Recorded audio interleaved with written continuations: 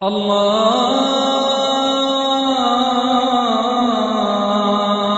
আকবার, আল্লাহু আকবার, আল্লাহু আকবার, আল্লাহু আকবার। আপনার কাছে পরের প্রশ্ন, এটা হচ্ছে রোজা রাখার সামাজিক উপকারিতার প্রসঙ্গ নিয়ে। এখন আপনি কি রোজা রাখার উপকারিতা সম্পর্কে কিছু বলবেন? রোজার সামাজিক উপকারিতার কথা যদি বলতে হয়, রোজা রাখলে আপনি বুঝতে পারবেন যে যারা গরিব তারা কেমন আছে। তারা খেতে পায় না, কোনো আশ্রয় নেই। আর রোজা রাখলে আমরা বুঝতে পারি যে না খেয়ে থাকলে মানুষের কেমন লাগে। আমাদের মধ্যে অনেকেই আছে ধনী, যাদের খাওয়া দাওয়া করতে কোনো সমস্যা হয় না। রোজা থাকলে আমরা বুঝতে পারি যে একজন ক্ষুধার্ত মানুষের কেমন লাগে।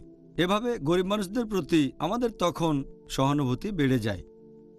আর এছাড়াও আমরা আল্লাহ তাআলার অসীম দয়াকে অনুভব করতে পারি। আল্লাহ সুবহানাহু ওয়া তাআলাকে আমরা কি ধন্যবাদ জানাই কখনো? এই যে আমাদের খাবার দিয়েছেন, তারপর পানি, অথবা একবার বাতাসের কথা চিন্তা করে দেখেন, নিঃশ্বাস নিচ্ছি, এজন্য কি আল্লাহকে ধন্যবাদ জানাই? আল্লাহ আমাদের এই যে খাবার আর পানি দিয়েছেন, ধনী লোকেরা হয়তো কখনোই এটা নিয়ে চিন্তা করে না, তবে রোজা রাখলে এটা বুঝতে পারে। এতে তারা গরিবদের প্রতি সহমর্মী হয়। এছাড়াও রোজার কারণে তারা মানুষের সাথে ভালো ব্যবহার করে, অন্য মানুষের সাথে অনেক কিছু শেয়ার করে, তারা অন্য মানুষের দোষ ক্ষমা করে দেয়। এভাবে রোজা রাখলে বিভিন্ন দিক থেকে উপকারিতা পাবেন। আর এছাড়াও আমাদের নবী মুহাম্মদ সাল্লাল্লাহু আলাইহি ওয়াসাল্লাম বলেছেন, এটার উল্লেখ আছে সহিহ আল জামিতে, খণ্ড নম্বর 1, হাদিস নম্বর 896। আমাদের নবী বলেছেন যে যদি তোমরা পৃথিবীর মানুষকে দয়া করো, তাহলে যিনি আকাশে আছেন তিনি তোমাদের দয়া করবেন। তার মানে যদি মানুষের উপকার করেন, আল্লাহ তাহলে আপনার উপর দয়া করবেন। তাহলে রোজা আমাদের একটা সুন্দর সমাজ গড়তে সাহায্য করে, পরোপকারী হতে সাহায্য করে, অন্যকে ভালোবাসতে সাহায্য করে, সচেতন হতে সাহায্য করে।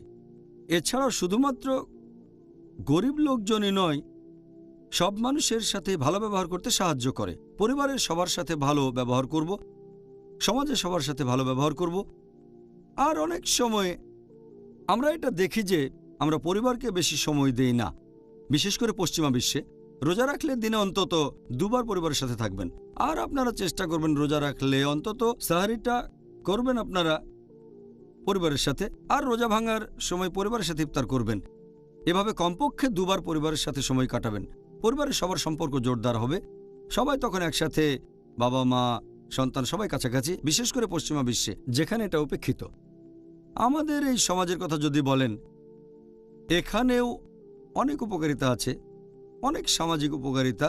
আমরা অনেক সময় প্রতিবেশীর সাথে ইফতার করি, বন্ধুবান্ধবদের দাওয়াত দেই, প্রতিবেশীদের দাওয়াত দেই। আমাদের নবী মুহাম্মদ সাল্লাল্লাহু আলাইহি ওয়াসাল্লাম বলেছেন, এটা উল্লেখ করা হয়েছে সহিহ মুসলিমে, খণ্ড নম্বর 3, হাদিস নাম্বার 5379।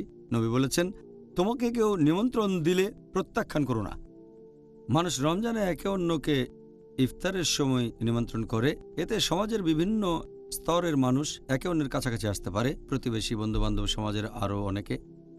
আর রোজা হলো আত্মোন্নয়নের সবচেয়ে সেরা সময়, পাশাপাশি ইসলাহ এবং দাওয়ার শ্রেষ্ঠ সময়। মসজিদে লোকজনের সাথে দেখা হবে। রমজান মাসে তুলনামূলকভাবে বেশি মানুষ মসজিদে যায়। এই লোকজনের সাথে কথাবার্তা বলবেন, তারপর তারাবির নামাজ পড়বেন। এই সময়ে আপনি ইসলাহ দিতে পারেন, অমুসলিমদের কাছে দাওয়াত দিতে পারেন। আর আপনি ঠিকই বলেছেন যে এই পবিত্র রমজান মাসে আপনার মন বদলে যেতে পারে, আল্লাহ আপনাকে হেদায়েত করবেন।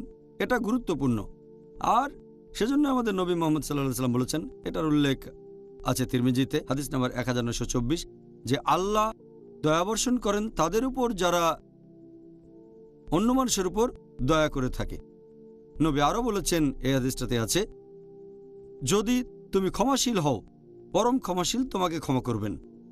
নবী আরও বলেছেন, যারা পৃথিবীতে আছে তাদের প্রতি দয়া দেখালে যিনি আকাশে আছেন তিনি তোমাকে দয়া করবেন। তাহলে রোজা সমাজ গঠনে সহযোগিতা করে, মানুষজন একে অন্যের কাছাকাছি আসে। জাযাকাল্লাহ। আল্লাহু আল্লাহু আল্লাহ।